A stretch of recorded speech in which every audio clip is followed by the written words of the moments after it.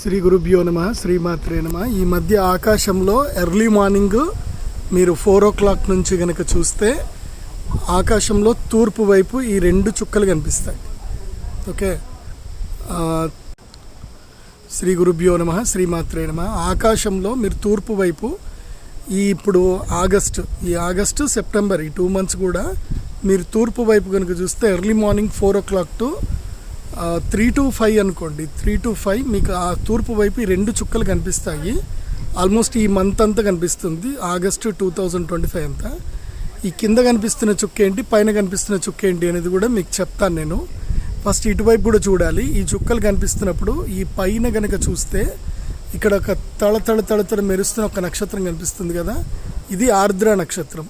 ఆర్ద్ర నక్షత్రం ఎక్కడ ఉంటుందంటే పునర్వసు ఆరుద్ర నక్షత్రము, పునర్వసు నక్షత్రము, మృగశిర నక్షత్రం యొక్క 2 పాదాలు. పైన మృగశిర నక్షత్రం ఉంటుంది, ఇప్పుడు కనబడట్లేదు.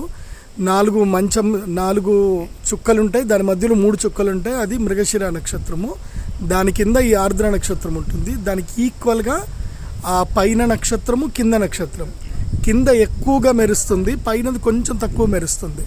ఈ 2 చుక్కల్లో కిందది ఏంటంటే కనుక శుక్రుడు శీఘ్రగతి కర్కాటక రాశి లోపలికి ఇంకొన్ని రోజులు అయితే ఎంటర్ అయిపోతాడు. సో పైన ఉన్నది ఏంటంటే జూపిటర్ బృహస్పతి గ్రహము.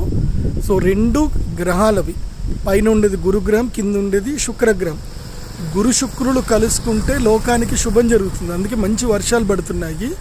సో ఇద్దరు కూడా మిథున రాశిలో ఉండడం అనేది ఇది రేర్ ఫ్యాక్ట్. ఇది జరుగుతుంది, ప్రతి సంవత్సరం జరుగుతుంది. ఈ సంవత్సరం మిథున రాశిలో ఉన్నప్పుడు జరిగింది. ఇదిగో దీన్నే చుక్క పొడుపు అంటారు. ఇది అందరు కూడా చూసి తెలుసుకోండి. తర్వాత ఈ నక్షత్రానికి కొంచెం పైన చూస్తే ఈ ఎర్లీ మార్నింగ్ లేచినప్పుడు ఇదిగో ఈ తడతడ మెరుస్తున్న నక్షత్రం ఉంది కదా, దీనికి పైన చూస్తే మృగశిర, దానికి పైన చూస్తే రోహిణి, దానికి పైన చూస్తే భరణి నక్షత్రం కనిపిస్తుంది. సో ఇదేదో చెప్పాలనిపించింది. సో అందరూ ఎంజాయ్ చేయండి, ఇది ఆస్ట్రోనమీ తెలుసుకోండి. సర్వే జన సుఖినో భవంతు. శ్రీమాత్రే నమః. మీ డాక్టర్ ప్రదీప్ జోషి.